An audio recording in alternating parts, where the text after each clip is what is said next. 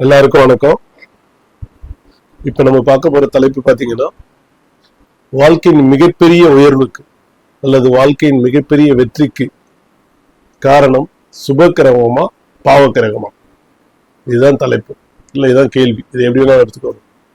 So மிகப்பெரிய வெற்றிக்கு சுபக்கிரகமா பாவக்கிரகமா அப்படின்னு பாத்தீங்கன்னா, அதற்கு ஒரு ஒப்பீனியன் இருக்கும். பட் அடிப்படையில் பாத்தீங்கன்னா, சுபகிரகங்கள் ஒரு மனிதனை கண்டிப்பா உயர்த்தும் அப்படின்னா நிச்சயமா உயர்த்தும்.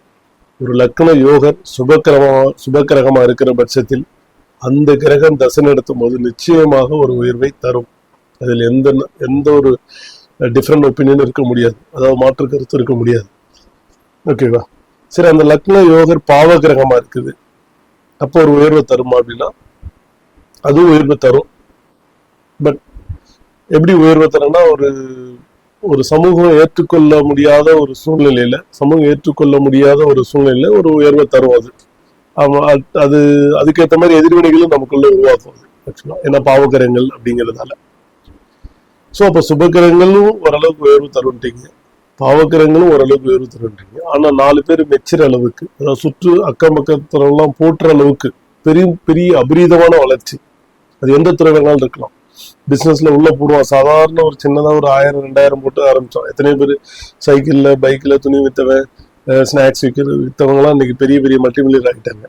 அந்த மாதிரி போனவங்களாம் இருக்காங்க. அதே போல பிசினஸ்ல சொல்றேன் நான். ஸோ அதே போல அரசியல்ல பாத்தீங்கன்னா, சாதாரணமா ஒரு கிழக்கு செயலாளர் அந்த மாதிரி ஆரம்பிச்சிருப்பாங்க, இன்னைக்கு பெரிய பெரிய போஸ்டிங் எல்லாம் வந்துட்டாங்க. எம்எல்ஏ, எம்பி, மினிஸ்டர் அப்படிலாம் வந்திருக்காங்க எல்லா காலகட்டத்திலையும் சொல்றேன்.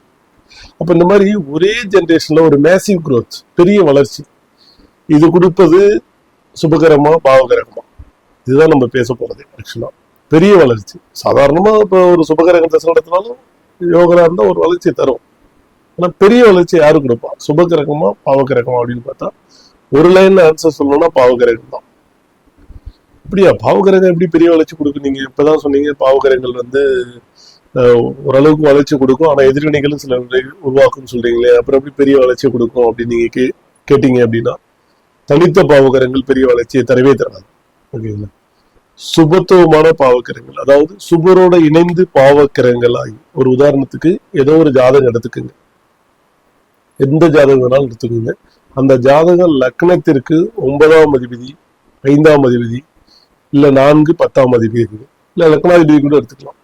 இவர்கள் ஒருத்தர் தசை நடத்தும் பொழுது அவர் பாவராக இருந்து ஒரு முழு சுபரோட, அதாவது குருவோட துணையோடையோ அல்லது சுக்கிரனோ இல்ல வளர்பிறை இல்ல பௌர்ணமி சந்திரனோட இணைந்து தசை நடத்தும் போது அவர் முழுமையா ஒரு சுப வலிமையை பெறுகிறது. அந்த பவர் முழுமையா சுப வலிமையை பெறுகிறது. அப்போ அதாவது லக்னாதிபதி 4ஆம் அதிபதி அல்லது 10ஆம் அதிபதி, இந்த மாதிரி இல்ல 5, 9ஆம் அதிபதி, அதாவது கேந்திர திரிகோண அதிபதிகள் பாவரா இருந்து அவர் சுப வலிமையோட தசை நடத்தும் போது நிச்சயமாக மற்ற எல்லா கிரகங்களும் அவர்களுக்கு நல்ல வலிமை பெற்று இருந்தால் எல்லா கிரகங்களும் இணைந்து அவர்களுக்கு மிகப்பெரிய உயர்வை கண்டிப்பாக பெற்றுத்தரும். அது எந்த துறையா இருந்தாலும் சரி, அது அரசியலாக இருக்கலாம், அரசு வேலையாக இருக்கலாம், இல்ல ஒரு பிசினஸா இருக்கலாம், ஒரு எம்ப்ளாய்மெண்ட்லயும் நல்ல ஒரு பொசிஷனா இருக்கலாம்.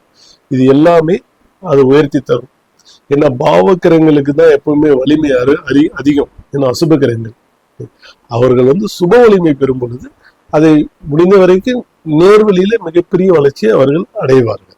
அந்த வளர்ச்சி ரொம்ப அபரீதமா இருக்கும், ஆனா சுப வலிமையோட வளர்ச்சியை நோக்கி போவாங்க. ஸோ இந்த கன்க்ளூஷன் என்ன அப்படின்னா, ஒரு பாவகிரகங்கள் சுப வலிமை பெறும்போது மட்டும்தான் மிகப்பெரிய அபரீதமான வளர்ச்சி கிடைக்கும். சரி, சில பேர் சொல்லலாம், இல்ல சார் சுப கிரகங்கள் தான் எனக்கு தசை நடத்துச்சு, ஆனா பெரிய லெவல்ல ஆயிட்டாங்க, ஒரு மினிஸ்டர் லெவல்ல ஆயிட்டாங்க, இல்ல ஒரு கம்பெனில சிஇஓ ஆயிட்டேன், இல்ல பெரிய பிசினஸ்ல பெரிய ஆளா வந்துட்டேன், ஆனா எனக்கு சுபகிரகங்கள் தானே தசை நடத்துச்சு, இவ்வளவு பெரிய வளர்ச்சி எப்படி நான் வந்தது அப்படின்னு கேட்டீங்கன்னா, நல்லா பாருங்க, அந்த சுபகிரகங்கள் தசை நடத்தும் போது அந்த சுபகிரகங்களோட ஒரு பாவகிரகங்கள் சேர்ந்திருக்கும், இல்ல அந்த பாவகிரகங்கள் அந்த சுபகிரகத்தை பார்க்கும்.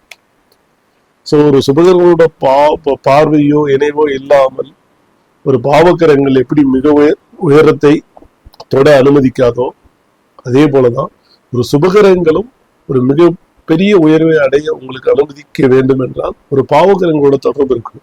ஸோ அடிப்படையில் என்ன அப்படின்னா,